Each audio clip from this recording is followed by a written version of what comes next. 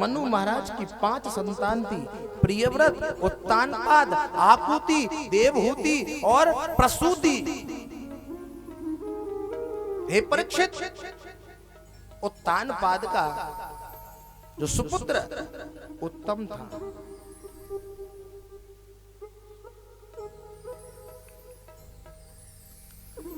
इसकी 2 पत्नियां थी। इसकी 2 पत्नियां, एक पत्नी थी सुरुचि, जो अपनी रुचि से काम करे। सुरुचि का अर्थ होता है जिसमें उसकी चले, उसकी चलेगी तो सबकी चलेगी, नहीं तो कोई की नहीं चलेगी। कई लोग होते हैं हमारी नहीं तो फिर किसी की नहीं। तो सुरुचि एक सुनीति, जो नीति से काम करे, जो नीति से काम करे उसका नाम सुनीति है। और सुरुचि का अर्थ होता है जो रुचि से काम करे।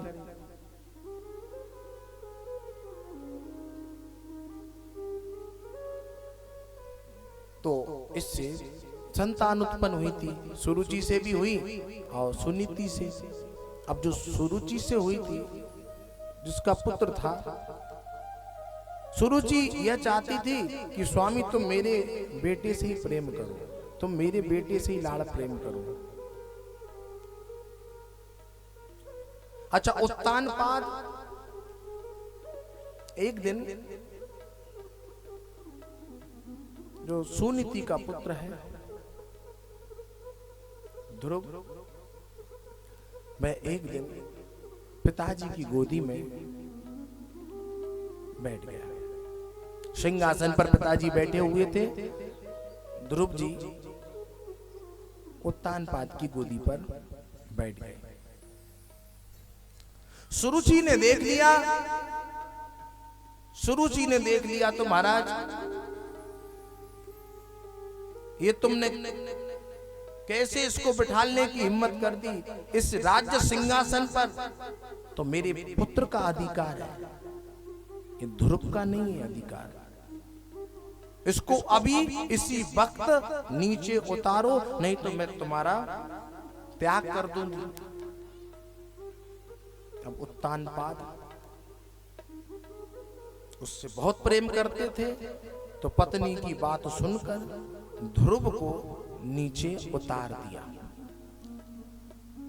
ध्रुव जी को अच्छा नहीं लगा, अपनी मां के पास चले गए और मां से बोले कि मां, इस राज्य सिंहासन पर क्या मेरे भाई का अधिकार है, मेरा नहीं है? या क्या ये मेरे पिता नहीं है? यदि ये मेरे पिता नहीं है तो मेरा पिता कौन है? और मां वह महान है जो अपने बेटे को अच्छे संस्कार दे, नीति से संस्कार दे। तो सुनीति ने नीति की बात कही जो श्रेष्ठ थी। क्या कहा सुनिए। उसने कहा बेटा ये बहुत बड़ा सिंहासन है, ये प्रधानमंत्री का सिंहासन है। इस सिंहासन पर हर कोई नहीं बैठ सकता। इस सिंहासन का वही अधिकारी है जो प्रभु का भक्त हो, जो प्रभु का भजन करता हो, वही सिंहासन पर बैठ सकता है। अच्छा मां, ऐसी बात है? तुरंत बच्चे के भाव चेंज होने लगे। जो पिताजी के प्रति बैर भाव उत्पन्न हो रहा था, एक मां ने अच्छे भाव से समझाया तो उसके भाव में परिवर्तन आ गया। नारायण भगवान है बेटा, प्रभु श्री हरि कल्याण करने वाले हैं। क्या करने वाले हैं? कल्याण करने वाले हैं। तू सिंहासन की बात करता है, यदि तू भजन करेगा, सिंहासन के अलावा भी अन्य पद है, वह पद भी तुझे प्राप्त हो जाएंगे। लेकिन तू भजन कर, तू भक्ति कर, तू उनको प्रणाम कर, तू उनका जप कर, साधना कर। ऐसी मां धन्य है, ऐसी मां महान है जो अपने बेटे को तुलसी की माला दे दे, अपने बेटे को गौमुखी दे दे, अपने बेटे का जनेऊ संस्कार करा दे, अपने बेटे की चोटी निकलवा दे, अपने बेटे को तिलक लगाना सिखा दे, अपने बेटे को प्रभु से जोड़ दे। हम सब आजकल क्या स्थिति बना करके बैठे हैं, आप सब जानते हैं। हम सब क्या ये पढ़ाई करवा रहे हैं। कोई भी माँ ऐसी नहीं है जो अपने बच्चे को संत बनाना चाहती है। कोई भी माँ ऐसी नहीं है जो अपने बच्चे को भक्ति में लीन करना चाहती है। कहीं जाओ, गुरुजी ये IPS की तैयारी कर रहा है, ये फलानी चीज की तैयारी कर रहा है, ये डॉक्टर की तैयारी कर रहा है, इसके जीवन में क्या है, इसके जीवन में क्या नहीं है। हो सकता है उसके जीवन में धर्म लिखा था, जाप लिखा था, आपने उधर कर दिया। तो वह मां महान है जो अपने पुत्र को या पुत्री को माला पकड़ाती है। वह माँ धन्य है जो अपने बेटे को चंदन लगाना सिखाती है। वह माँ धन्य है जो अपने बेटे को धोती कुर्ती से लेके हर सांस्कृतिक सामग्रियां प्रदान करती है। ठीक है, ज्यादा नहीं डुबोना चाहती मेरी मैया, लेकिन थोड़ा बहुत तो भक्ति करना सिखाओ। या तो ऐसे बच्चे आते हैं कथा सुनने जो खुद भी नहीं सुन पाते, खेलते रहते हैं, आप लोगों को भी तंग कर देते हैं। छोटे छोटे जो समझदार हो उन बच्चों को भी लेकर के आए, क्योंकि आज की युवा पीढ़ी बहुत खतरे में है। युवा पीढ़ी को यदि कोई बचा सकता है तो केवल व्यास गादी बचा सकती है। जो पूरे राज्यों को चला रहा है, प्रधानमंत्री भी नहीं बचा सकता। केवल आज की युवा पीढ़ी को धर्म की आवश्यकता है। वह तो सुरक्षा प्रदान कर सकती है, लेकिन संस्कार और धर्म तो व्यास गादी से ही प्राप्त होगा, अन्य जगह से प्राप्त नहीं होगा। ध्रुव जी भक्ति करने के लिए निकल पड़ते हैं। अच्छा, जब मन भक्तिमय हो जाता है, जब मन प्रभु की भक्ति में हो जाता है तो श्रेष्ठ गुरु भी मिल जाते हैं। गुरु भी ऐसे ही नहीं मिलते। 2-4 कदम चले होंगे कि नारद मुनि आ गए। नारद मुनि को प्रणाम किया ध्रुव जी ने। ध्रुव जी ने जब प्रणाम किया तो हाथ जोड़ करके बच्चे के स्वरूप में भगवान देख करके नारद जी ने भी हाथ जोड़ते हुए आशीर्वाद भी दिया। बोले कि बेटा तुम ऐसे भीषण जंगल में क्या करने के लिए जा रहे हो? ध्रुव ने उत्तर दिया, क्या? ध्रुव ने कहा मेरी माँ का आदेश है। माँ इसलिए गुरु कही जाती है। मेरी माँ का आदेश है कि तुझे बेटा भगवान मिलेंगे और भगवान तुझे वो दे देंगे जो दुनिया का कोई व्यक्ति तुझे नहीं दे सकता। दुनिया का व्यक्ति तो तेरा लाभ उठाएगा, लेकिन भगवान तेरा कभी लाभ नहीं उठाएगा। तुझे वो दे देगा कि तुझे फिर किसी के आगे हाथ फैलाने की आवश्यकता नहीं पड़ेगी। नारद जी प्रसन्न हो गए। अरे कितनी छोटी उम्र है और इतनी छोटी उम्र में इसके पास इतने सुंदर गुण हैं। इतने सुंदर गुणों को देख करके नारद जी प्रसन्न हो गए। कुछ देर तो परीक्षा ली कि देखो कितने कितने महात्माओं ने तप किया, कितने महात्माओं ने यहाँ तप किया, उनको भगवान नहीं मिले, तुम्हें कैसे मिल जाएंगे? इसकी क्या गारंटी है? बेटा भगवान नहीं मिलेंगे। कितने संत महात्मा हड्डी बन गए हैं, इसलिए तुम्हारी हट बुद्धि है, बाल बुद्धि है, इसे तुम त्याग दो, अपने घर लौट जाओ। ध्रुव जी ने कहा यदि आप भगवान से मिलाने का रास्ता जानते हो तो बता दो, नहीं तो मैं अपने रास्ते जा रहा हूं। अब प्रसन्न हो गए, आनंदित हो गए। नारद जी मंत्र दे दिया, ओम नमो भगवते वासुदेवाय नमः। और उनके मन में यह भी चल रहा है जब कोई नहीं आता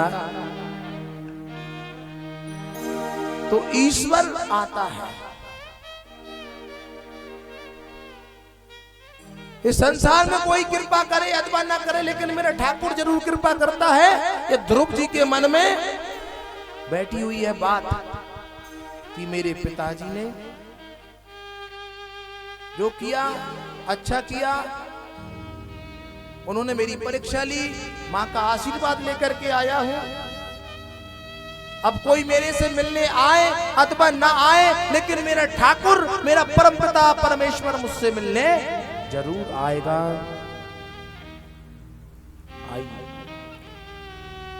वो जब कोई नहीं आता, जब कोई नहीं आता, वो मेरे श्याम आते हैं। ऐसे नहीं, दोनों हाथों को उठाते हुए, वो मेरे दुख के दिनों में वो बड़े काम में आते हैं। मेरे दुख के दिनों में वो बड़े काम में आते हैं। तालियों की सेवा के साथ हरि बड़ी काम में आती है। मेरे दुख के दिनों में वो बड़ी काम में आती है। राधे दोनों हाथों को उठाते हुए हरि के श्री चरणों में समर्पित करते हुए,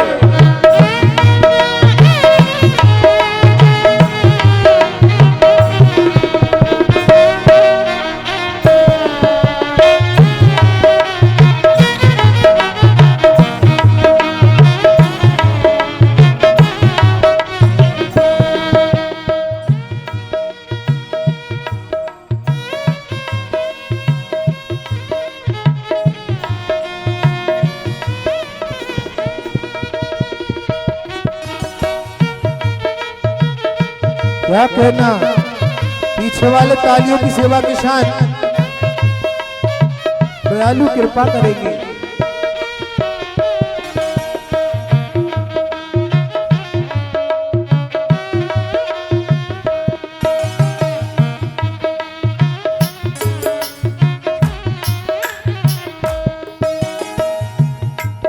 जब कोई नहीं आता मेरे श्याम आते हैं, जब कोई नहीं आता मेरे श्याम आते हैं। मेरे दुख के दिनों में वो बड़े काम में आते हैं। दुख के दिनों में वो बड़ी काम में आती है। हरि बोल।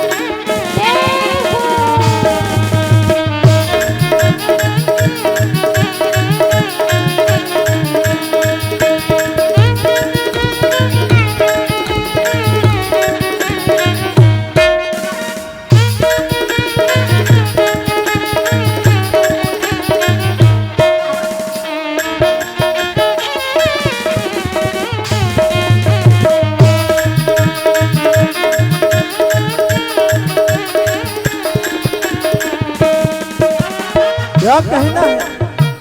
प्रेम वो नहीं जो इजहार किया जाए, प्रेम वो नहीं जो इजहार किया जाए, प्रेम वो है जिसे महसूस किया जाए। क्या किया जाए? महसूस किया जाए। प्रेम वो नहीं जो पाया जाए, प्रेम तो वो है जो जिया जाए, जिया जाए। मेरे दुख के दिनों में वो बड़े काम में आते हैं। मेरे दुख के दिनों में वो बड़े काम आती है।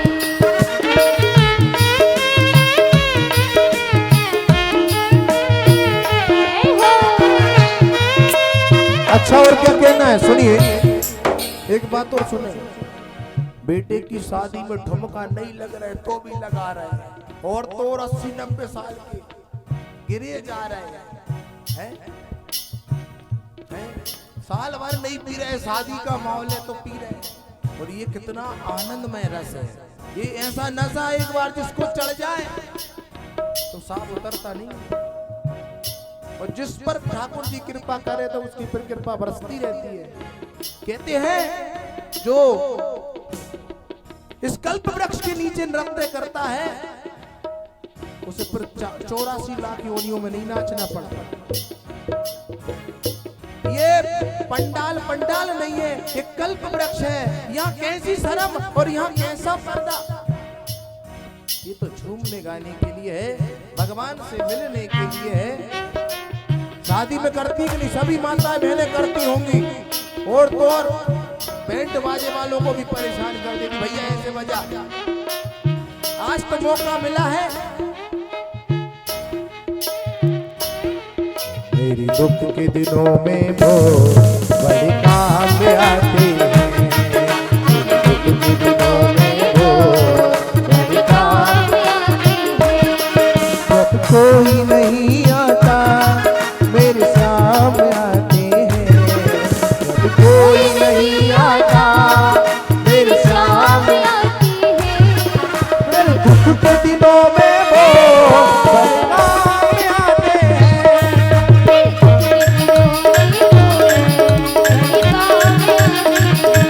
हरि बोल, दोनों हाथों को उठाते हुए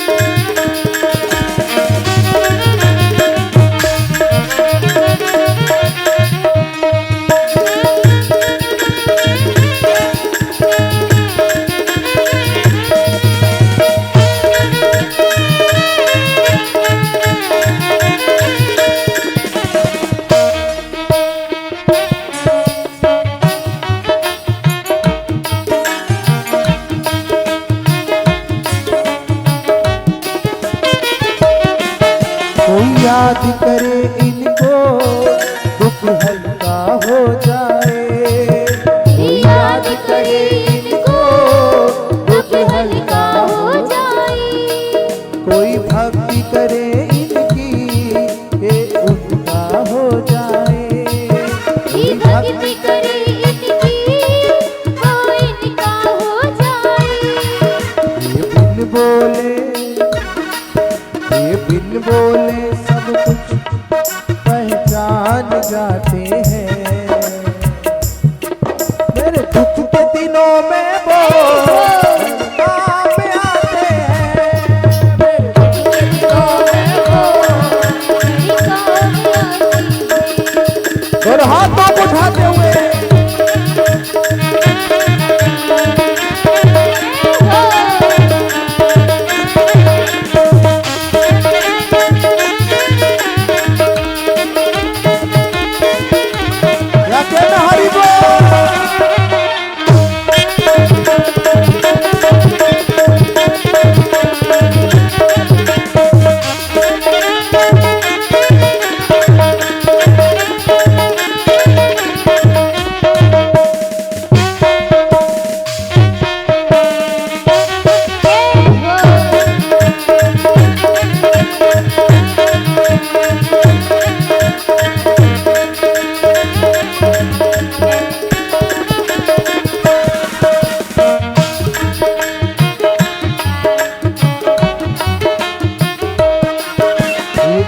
इतने बड़े होकर दीनों से प्यार करें, ये इतने बड़े होकर दीनों से प्यार करें, ये इतने बड़े होकर दीनों से प्यार करें, ये इतने बड़े होकर दीनों से प्यार करें। अपने भक्तों के दुख पल में स्वीकार करें, अपने भक्तों के दुख पल में स्वीकार करें। सब भक्तों का कहना, सब भक्तों का कहना ए मान जाते हैं, मेरे दुख के दिनों में वो आप आते हैं,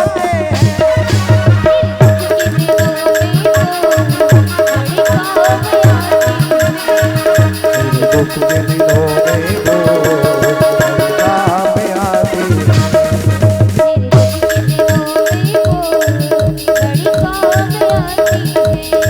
राधे राधे पीछे वाले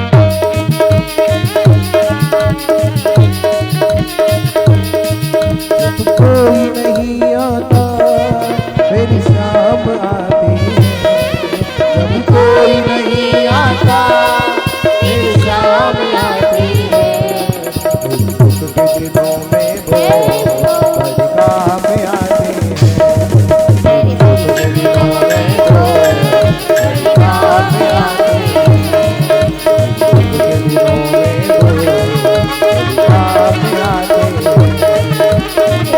दिनों में वो बड़ी काम आते हैं।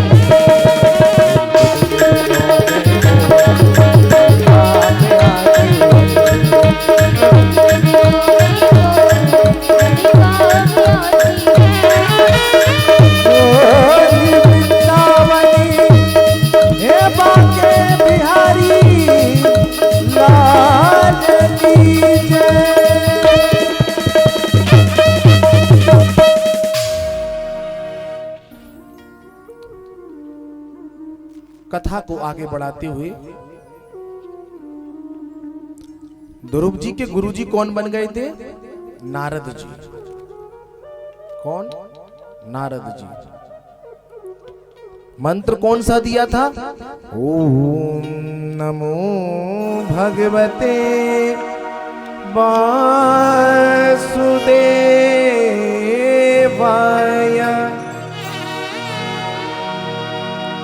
ओम नमो भगवते वासुदेवाय।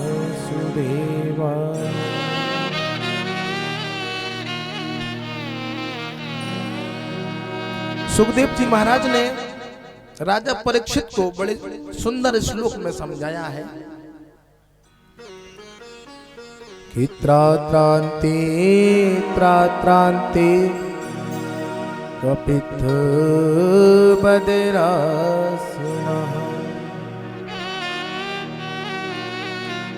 ध्रुव जी महाराज भगवान की भक्ति में ऐसे खो गए कि भूख प्यास गर्मी धूप छाए बारिश सब भूल गए। तृतीयम चानयन मासम नवमे नवमे।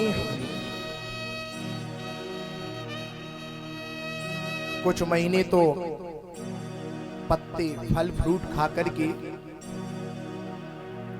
भजन किया, लेकिन जैसे ही तीसरा महीना आया तो हवा ही उनका भोजन हो गई। और 90 महीने में तो ऐसा प्राणायाम जमा लिया महाराज कि इंद्र घबराने लगा। इंद्र को ऐसा लगा वो बैठा तो है लेकिन उसको कष्ट होने लगा, परेशान हो गया। नैवं विदाम भगवन् प्राणरोधम चराचरस्य अखिल सर्वसात्मनः। श्री हरि के पास इंद्र जाता है कि मेरे ऐसा लगता है कोई प्राण रोक रहा है। प्रभु इतना दिव्य तेज किसके पास आ गया इस पृथ्वी लोक पर? तो नारायण ने कहा इंद्र ये मेरा परम प्रिय भक्त मेरी साधना कर रहा है और इसने ऐसा प्राणायाम साध लिया है, बस इसे अब मैं दिख रहा हूं। ये खुद है अथवा नहीं है इसका भी भान खो बैठा है। प्रभु कैसे ही करके बचाइए, हमें ऐसा लग रहा है कि हम जल रहे हैं। एक छोटा सा बालक इतनी कठोर तपस्या कर रहा है।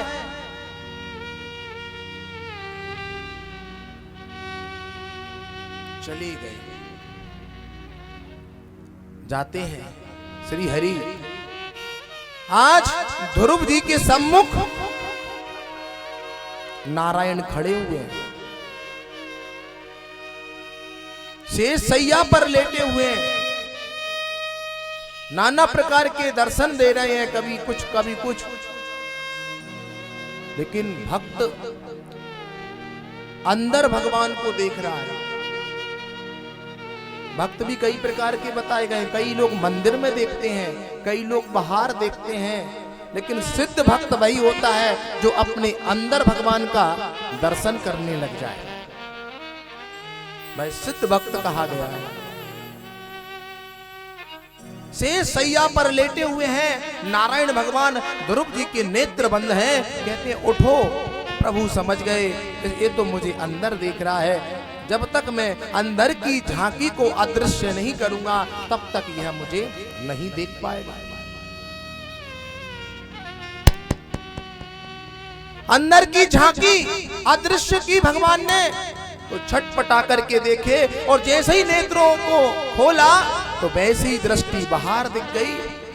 ध्रुव जी महाराज जी प्रसन्न हो गए, साष्टांग प्रणाम करके कहना बहुत कुछ चाहते हैं, लेकिन मेरी मां ने तो कहा था बेटा प्रभु मिलेंगे, तुझे प्रभु का दर्शन होगा। लेकिन मां ने यह नहीं कहा था जब प्रभु सम्मुख आ जाए, भगवान आपके सामने आ जाए तो क्या बोलना चाहिए, मैं भगवान से क्या बात करूं, कहां से शुरू करूं। हे परीक्षित, ऐसे दिव्य दर्शन लाभ प्राप्त कर लो, फिर मिले अथवा ना मिले। अरे जब भगवान सम्मुख हो तो उनसे क्या कहना चाहिए, उनसे क्या बोलना चाहिए, उनसे क्या कहना चाहिए। सोच में पड़ गए, तभी भगवान समझ गए यह ध्रुव मुझसे कुछ कहना चाहता है। और जिस पर भगवान की कृपा होती है, चाहे वह लंगड़ा हो चाहे वह अंधा हो, जिस पर भगवान की कृपा होती है, अंधा देखने लग जाता है, लंगड़ा पहाड़ लग जाता है, जो बोल नहीं सकता वो बोलने लग जाता है। मूकं करोति वाचालं भंगुं लंघयते गिरिं यत् कृपातमहं वन्दे परमानंद माधवम्।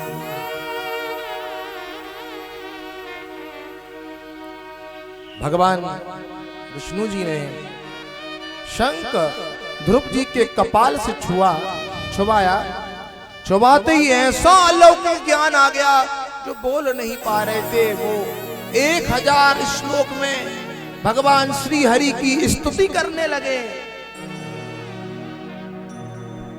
जोऽन्तः प्रविश्य मम वाचमिमां प्रसुप्ताम्, इस प्रकार से स्तुति का गायन किया। जा पर कृपा राम की हो। अरे जिस पर प्रभु कृपा हो जाती है फिर तो वो क्या कहना। ध्रुव जी महाराज को भगवान ने कई वर्षों तक राज्य भोगने का आशीर्वाद दे दिया। हाँ, जिस मां ने धिक्कारा था कि तुझे मेरी कोख से जन्म लेना पड़ेगा तब तू इस सिंहासन का अधिकारी बनेगा, आज वही मां सबसे पहले ध्रुव जी के पास खड़ी है। पिताजी खड़े हैं माला लेकर के, बेटा तूने इतना कठोर तप किया, ये तो हमने जाना ही नहीं था, तू इतना महान संत है। राज्य सिंहासन पर ध्रुव को बैठाया। कई वर्ष व्यतीत हुए। व्यतीत होने के बाद यह मृत्यु लोक है। मृत्यु लोक में मृत्यु सबको परेशान करती है, लेकिन ध्रुव जी को मृत्यु ने परेशान नहीं किया। हाथ जोड़ करके आई, महाराज मेरी औकात नहीं है आपके सामने खड़े होने की, अब आपका समय पूर्ण हो गया, मेरे सिर पर पैर रख करके आप वैकुंठ पधारिए। तो भगवान ने आशीर्वाद दिया था ध्रुव जी को, कई वर्षों तक तू राज्य भोगेगा, इसके बाद ध्रुव तारा बनकर सबको आशीर्वाद देगा। आज ध्रुव जी ने मृत्यु पर पैर रखा है, ध्रुव तारा बनकर के। आज भी यह हम सबको पता है, हम लोगों का जब विवाह होता है तो ऐसे सच्चे भक्त की हमें आशीर्वाद लेने की आवश्यकता पड़ती है। महाराज जी फेरे करवाते हैं, 7-5 वचन सुना देते हैं, फिर कहते हैं कि ध्रुव तारा का दर्शन करो। ये ध्रुव जी वही है। ध्रुव जी महाराज की जय। जय जय श्री